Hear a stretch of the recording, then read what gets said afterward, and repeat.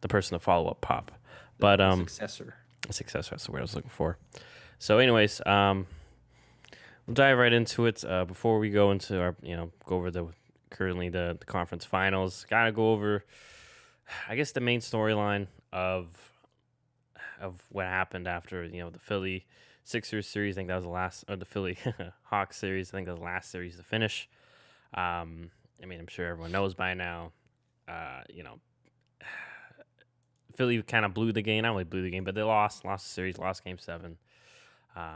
And a lot of the focus was put onto Ben Simmons as kind of the fault for that series. Now, granted, I think most people know it's not all his fault. He deserves some of the blame. Embiid deserves some of the blame. Doc Rivers does, but I mean, there's already been people saying, he's got to go, he's got to be traded. I think that's what the mass majority of people are saying. You have Doc Rivers saying he's not sure if they can win a championship with him at point guard. Even Joel Embiid went, and said that, that was a turning point in the game when he passed up, the dunk to and passed it to Matisse Thybulle instead. So I guess I'll throw it to you first. Do you think, obviously, do you think this can be salvaged, this relationship between Ben Simmons and the Sixers, front office and coaching staff and even his teammates? Or do you think it's time for both sides to move on? And do you think that they can get a trade done this offseason, or it might take longer? Well, I don't know the exact details of everything, but today there was some report of they're, at least for now, like it seems like they're gonna keep him. I don't know how rock solid that is. I did, like I said, I don't know all the details right now. But apparently the plan is to help him work on shooting, specifically free throws, during the off season, and to just keep him as part of the team. Obviously, that could completely change if the right offer opens up and when we get closer to draft time and all that kind of stuff. More people start, demanding out and all this kind of stuff. But apparently, him and management and coaching staff and all, they met, and he did not like demand a trade or anything. So at least by all indications, he still wants to be there. And I have to imagine, although Embiid made those comments and all that kind of stuff, I have to imagine that Embiid or Simmons doesn't last this long with Embiid if they had a frayed relationship, because there was plenty of opportunities to trade Ben, and it seems like if Embiid didn't want him there, there's no way they'd pass up on the Harden deal, even if they had to include Maxey, who they really like, and he's a promising young guard. Like if those two were beefing, there's no way that Ben would still be there. So I think with his teammates, it's still possible. I honestly, all I think they want from him is for him to be better. Like I think they want the best version of Ben Simmons, because I truly think that they all believe in him the way that most NBA fans do, that he can be a player who is dominant in this league at every aspect of the game. Maybe he won't ever be like the best player in the NBA or anything like that, but when you see a guy like Giannis Antetokounmpo, who's a similar size, build, all that kind of stuff, doing what he does offensively, can't really shoot, bad at the free throw line, just like Ben, but at least he's trying. And then he has the aggressiveness inside. It feels like people think, well, Ben, you could do that too. And if Ben does do that, I mean, man, he's going to be a problem, because everyone knows he's already one of the best defenders, one of the best passers, all that stuff. So from a teammate's perspective, I think it 100% is still possible. But I mean, you and I both agreed when the Harden deal was being thrown around. I think for Ben's own sake, he should be traded. I just, if he was on any other team, I think it would be easier to make it work. But with Embiid being such a dominant low post scorer, it's so hard to have another, like your second best player, be someone whose best attributes are also down low. I think he needs to go to a team with a center who can space the floor. You know that I'm a big fan of a potential Nuggets pairing with him and Jokic. I don't know what kind of deal would be there. I don't even know if the Nuggets would want to get rid of Jamal Murray, who would most likely have to be included. Yeah. But I do think if somehow some deal was able to be pulled off, that would be a crazy interesting pair, because both can pass. Jokic can space it, backdoor cuts, just all this kind of stuff. But regardless of where he goes, I don't know. I just think that he needs to be traded. There's clearly mental issues that are going on. That I still think there's some aspect of coaching that just hasn't met the standards it needs to be for Ben Simmons. I mean, every coach so far has said that Ben Simmons needs to shoot more, and he's not doing it. And so maybe they're just not getting through to him. Maybe he won't listen. I don't know what it is. But I just think for both Philadelphia and for Ben Simmons, I think that they need to part ways. I know that a lot of people are sort of framing that as like Philadelphia needs to get rid of him to win a title, but I even think for Ben himself to see the best Ben Simmons that we can see, I think he needs to go somewhere else. Yeah. So, yeah, I'm basically in the same boat. The issue for me, at least right now in my head, I've been thinking about it for most of the day too, is like you kind of mentioned, it's tough to find a spot because even the Nuggets for me, like you mentioned, like especially if Ben doesn't improve his shooting, like he needs the ball in his hands, and so does Jokic. Now, I think that could still work. That's probably one of the better destinations. Otherwise, it's like, yeah, he's gonna have to go to a team where he's gonna be, the main ball handler. I know, Stephen A. Smith threw out, C.J. McCollum for Ben Simmons, but I still don't think that works because Damian Lillard needs the ball is best when the ball is in his hands, and like we just mentioned, Ben, at least as of right now, not doesn't even shoot. So, yeah, that's so.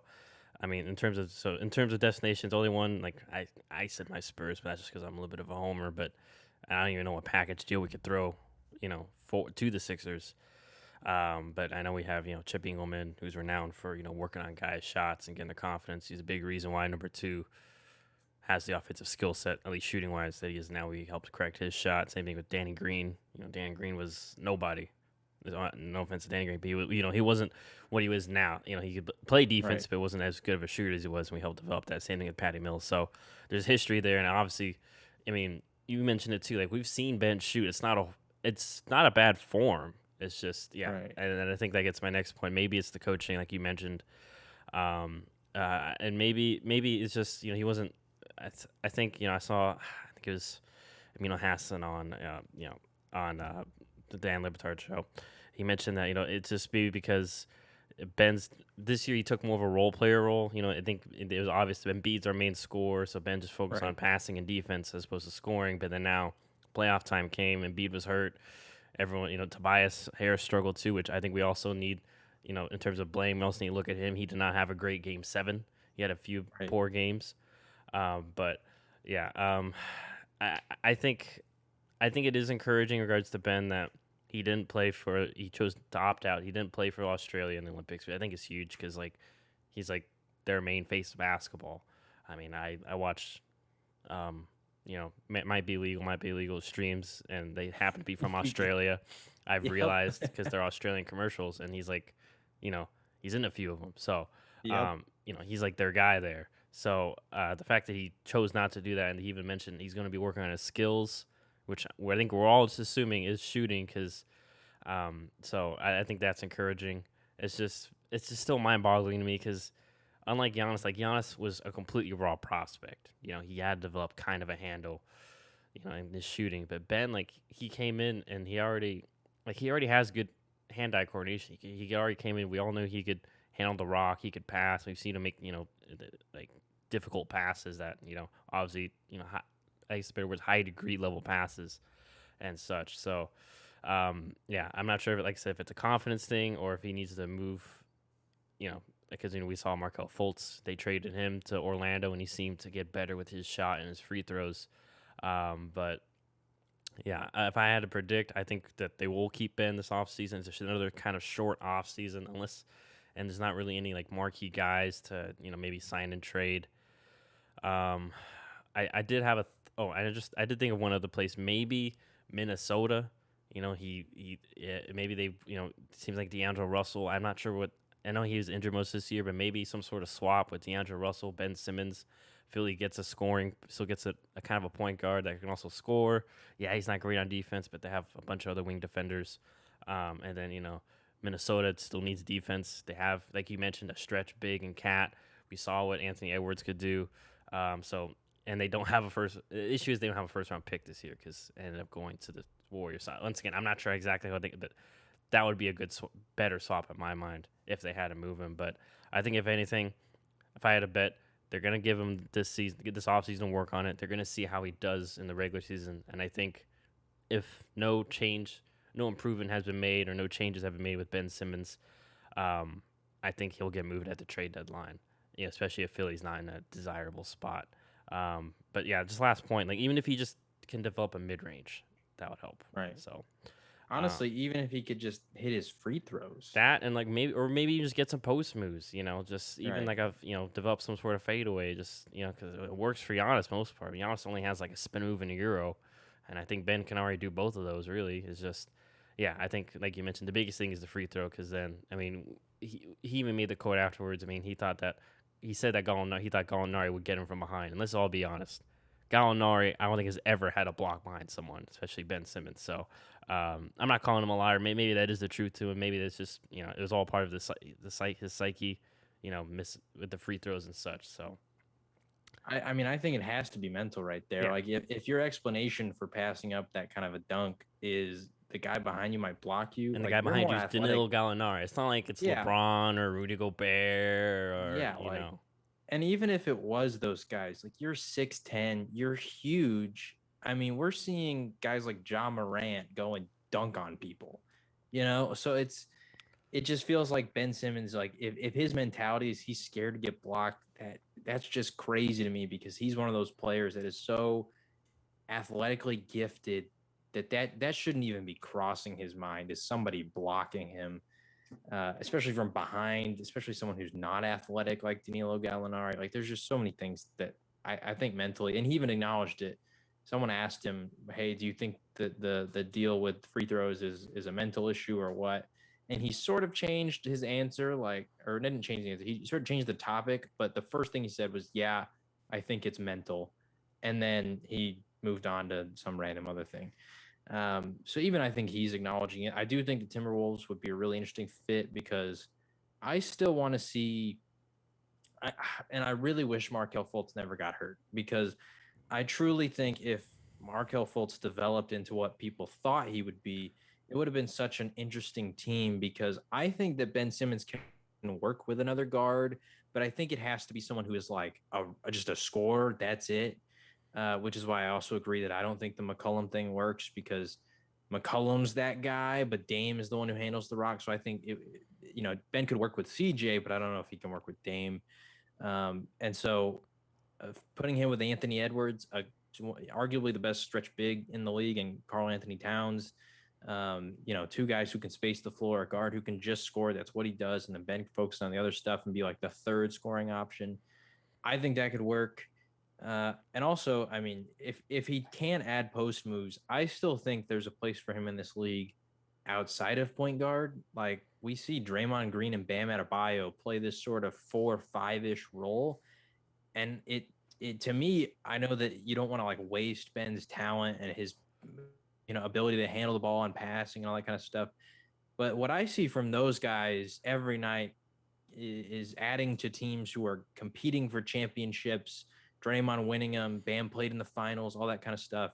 And I think that Ben could play a very similar sort of role, like posting up, all these sort of screen passes, being able to dime things in off of backdoor cuts, all this kind of stuff. But the difference between those guys and Ben, I think, is that they are not running the point. Ben is, and so that's why I suggest a team like the Nuggets because if somehow they're able to keep Jamal Murray. I know that I've even heard Nuggets fans don't want to trade Michael Porter Jr., which is a valid argument. Michael Porter Jr. had a great year this year, but I still just think it'd be a really interesting spot because you got a scoring guard, you got a big who can pass, and Jokic plays on the perimeter a lot, and so. Yeah, I think there's other roles that Ben could play that would be interesting, but with this current makeup of the 76ers, it just makes it tough because, like I said, if Markel Fultz was there and that sort of vision panned out, maybe that's the role that Ben would be playing as a Draymond Green type of role. But because of the Fultz stuff, Ben has just he's the point guard, and it's tough to change that now in Philadelphia. yeah, and let's last point. Even the Philadelphia fans don't help. Yeah, I mean, we already saw them kind of run Carson Wentz out of town, and he was a big reason why they won that Super Bowl, and it was only a couple of years ago, and they already forgot, and so without him, who even knows if they make the playoffs? they To wouldn't be make the honest, playoffs. I mean, yeah, Nick yeah, Foles had a great Super Bowl, but let's be honest, he wasn't that amazing in the playoffs in the regular season. So, but that's another sport. But we'll be interesting to see what happens with Ben. But yeah, I think that they'll give it another go, especially since I think we have to factor into that Doc only had a shorter off season than usual, even to work with these guys. So Maybe a more. I know it won't be the same length as the regular normal season off season, but it'd be definitely longer than this one. And especially if he's not going to the Olympics, then maybe that's more time with him with that coaching staff, and they can iron things out on and off the court and build trust. So we'll Right. see what happens there. But yeah. So in regards to the Sixers too, the team that lost to the Hawks, they advanced to the Eastern Conference Finals to play the Bucks. We're recording this on Thursday night. Last night was Game 1.